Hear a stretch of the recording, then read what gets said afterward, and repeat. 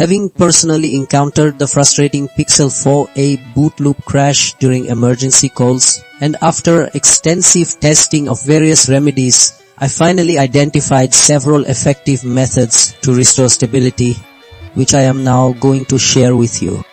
The first approach involves clearing your phone's cache partition.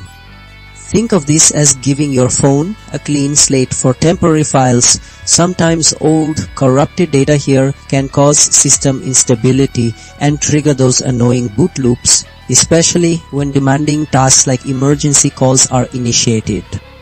Next, we look at updating your Android operating system. Software updates aren't just for new features, they often contain critical bug fixes and performance improvements that directly address known issues, like the emergency call glitch you might be facing on your Pixel 4a. Keeping your system current is vital for smooth operation.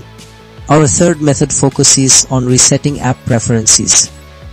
Over time, app settings can become conflicting or corrupted, leading to unexpected behaviors, including system freezes or crashes during specific actions.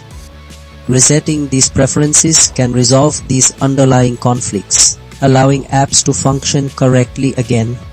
Finally, if all else fails, a factory reset provides the deepest clean.